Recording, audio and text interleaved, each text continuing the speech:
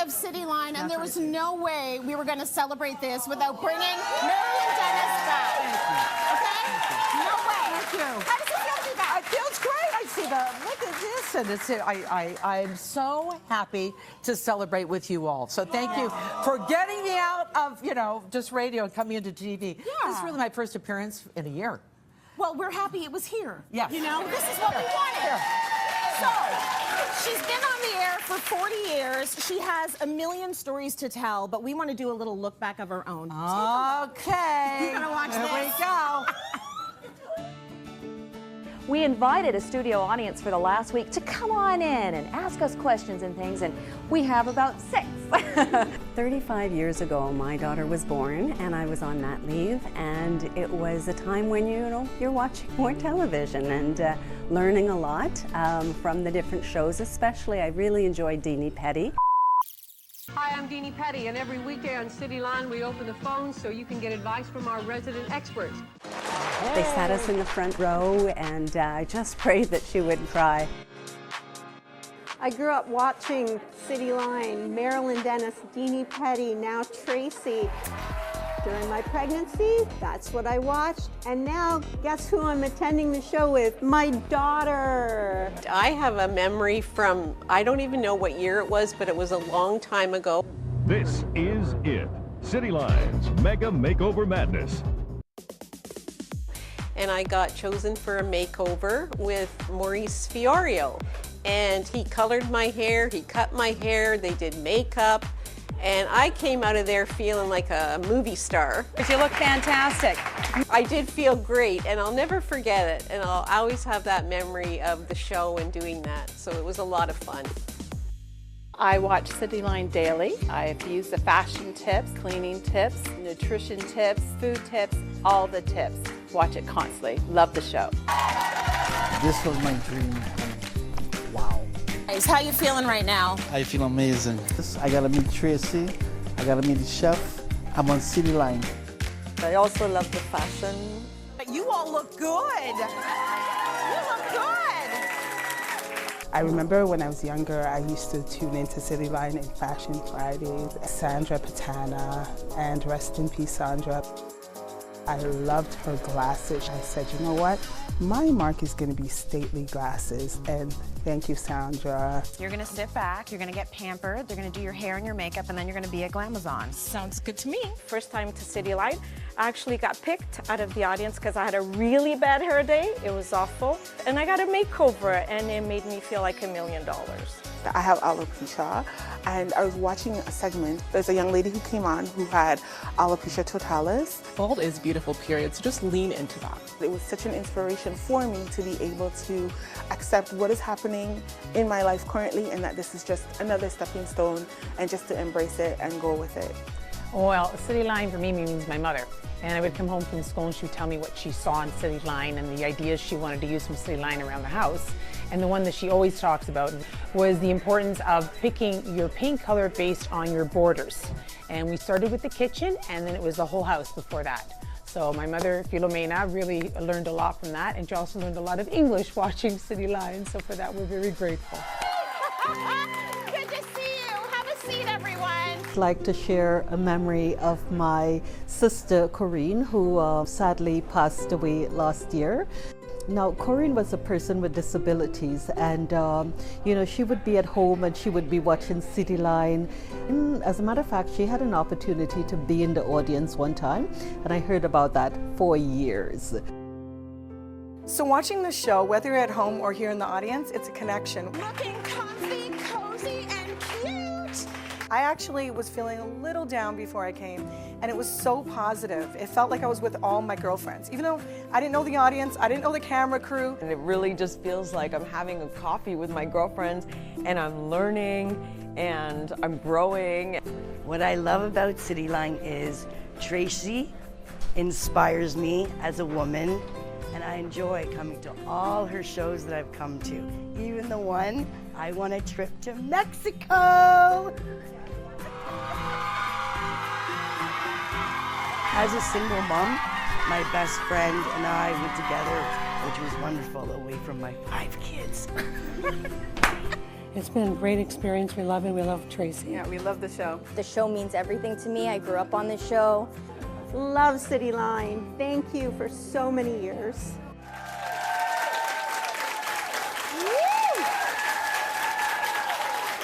That went by quickly. Marilyn Denis, this is your life. Oh my gosh, so fast. So many faces that from the past. It's so great. And so many great memories. So I want you to think back. Yes. Do you remember your first day hosting Cityline? I do. 7 people were in the audience.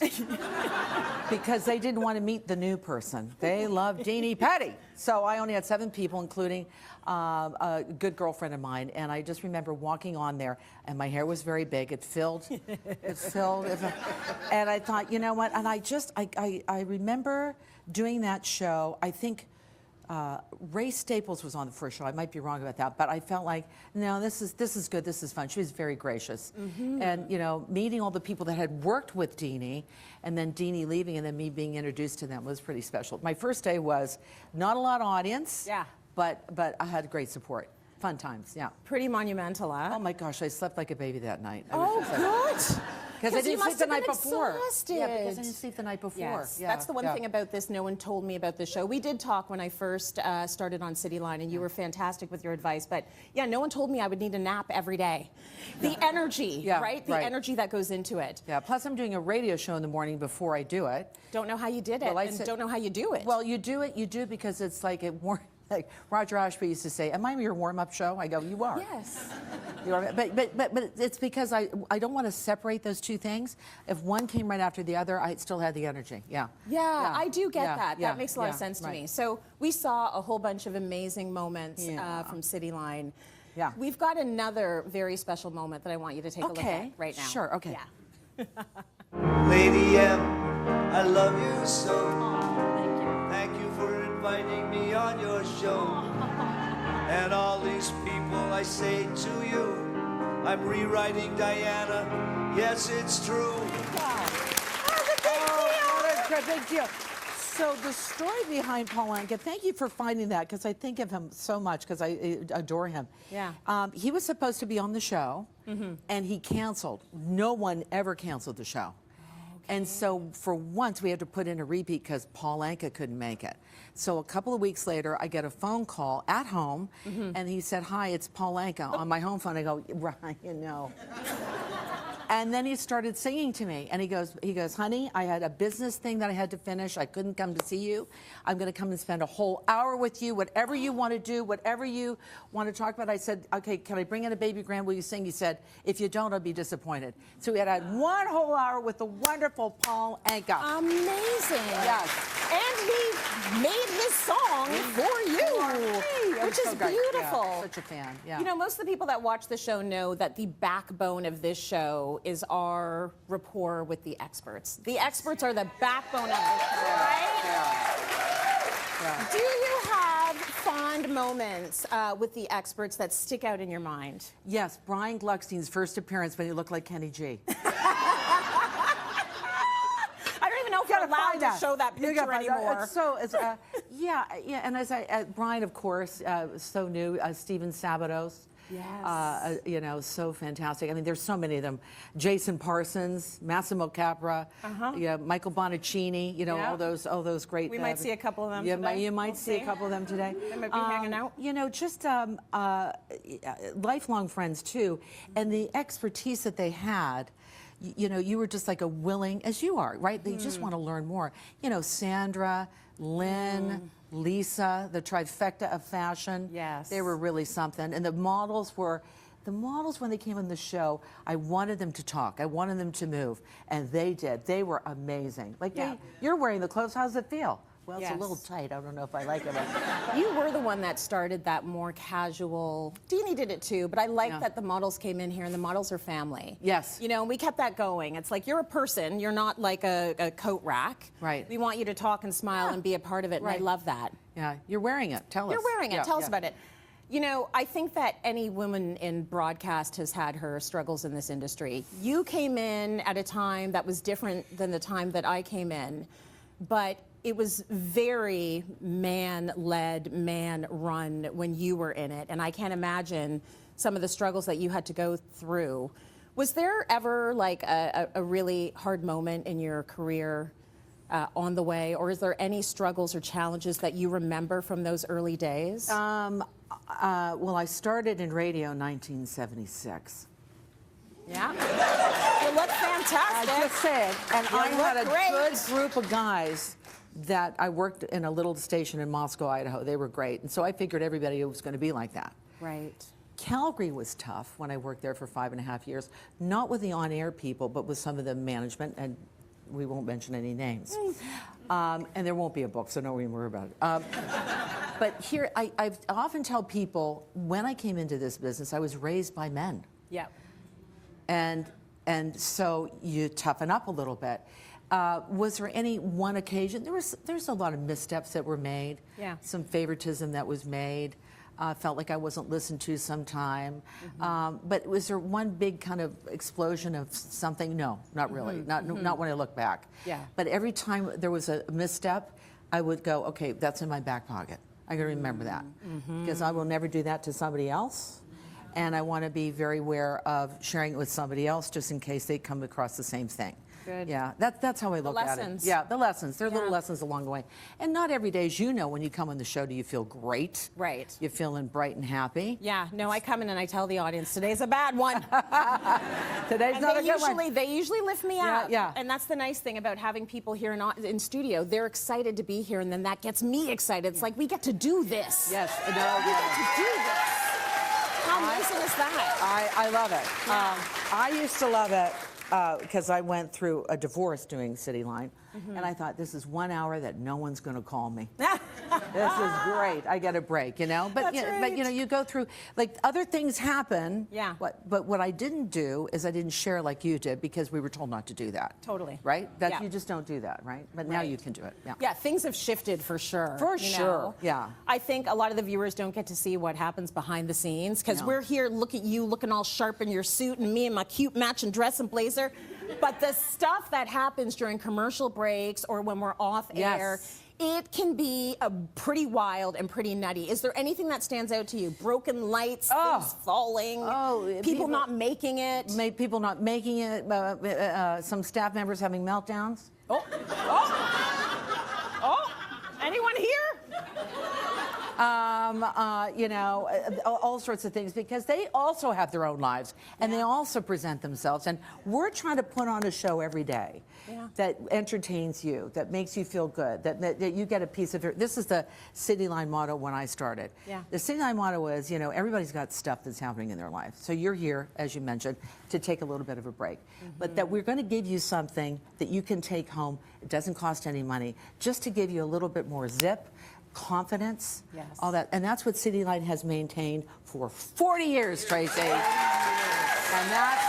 you continue to do that, That is amazing. So, but there's, you know, there's been a lot of stuff like that. Yeah. Yeah, you've experienced that too. Well, I have to say, from a personal place, for me, it's like you started this show, mom of one, single mom of one. Yes. Now you're a grandma of one. Yeah. Oh my gosh, she's so cute. Thank you. Oh, I love her too. But for me, the farther you go, the better it is for me. So I'm silently cheering, because that means a lot for me, right? You have this long radio career, such a significant television career, and I'm like, go, keep going. Because if you keep going, I can keep going. That's very kind of you to say that. Yeah, absolutely. And I say that to everybody. Yeah. I'm like, keep going, Marilyn. Keep going, keep going. Because we want to keep going, and we want to have purpose, and we want to, this is a really, I mean, we both know how great it is to host this show. It's really good. It's really good. Yeah. That's why we stayed with it for so long. But the thing is, you want to cheer people on, women cheering people on, not taking away. Yep. Because that's what matters. And what matters is that you say to that person, did you go through this? Because I'm going through this. And only we would know that, because this is what we've done. But you know, you think like, I'm 65 right now, and I'm thinking to myself, do they still want to hear what, I know. Yes, they do. Yes, we do. Yeah. We do. No, and I'm talking about the people getting into this industry, or any industry. Yeah. Because I think it's tougher now. It is. I think, Bar none. we talk about, when I started Cityline, it was just in Toronto before it, went to different places, and you took it even further. There was no social media. There was none of that. Yeah. And so that kind of careful, protected world was great. As it opened up, I was navigating at the same time everybody else was, and I thought, I'm not going to allow that. I don't want you to make me feel bad. You should make that person feel bad. Yeah. It really is important that we really stand up for each other. Yes, we And should. we do. We have to. And this industry is going through many, many changes right now. Oh gosh, tell me about it. And we are going to continue to do it. But I do want to ask you one last question before we wrap up. Sure. Looking back, is there anything you would have done differently? Because I think about this a lot. Is there any way I would have navigated it differently? Is there anything I would have done differently? Is there anything you would have done differently? Well, one of the things that when looking back, when you invited me on this show, I thought didn't know what questions you were going to ask me. But if I didn't have the strong backing of my friend Roger Ashby, Rick Hodge, and Tom Jokic to go from one to the other and support it, that meant a lot to me. And then coming into this new space, I was really willing to learn. And most people took the time to teach me. Beautiful. Most people did, and that was that. So when I look back, that's the most important thing. I mean, there has been a lot of foibles, trips, falls, crying moments. We've all had them. But when I look back, I think, I'll tell you what, I'm so pleased that this show is still rocking. I know. That's what I love. It's pretty amazing. It's pretty amazing. 40 years. Yeah, 40 years. 40 years. It's older than both of us, Marilyn. But thank you for inviting me on this show. I'm so happy you came. Thank you so much. I'm so happy. Marilyn Denis, everyone! And I gotta say, big congratulations on her upcoming Lifetime Achievement Award honor by the Academy of Canadian Cinema and Television. Thank you. So deserved. Before we go to break, we have to have a little cheer. So wine expert Renee Sferrazza is serving up some Peller Ice Cuvée classic champagne to our audiences. Oh, nice. All of you are going to go home. Oh, thank you. All of you are going to go home with a tasting for two at Peller Estates valued at over $50. Enjoy the glass, enjoy the cashmere cakes for the delicious cupcakes.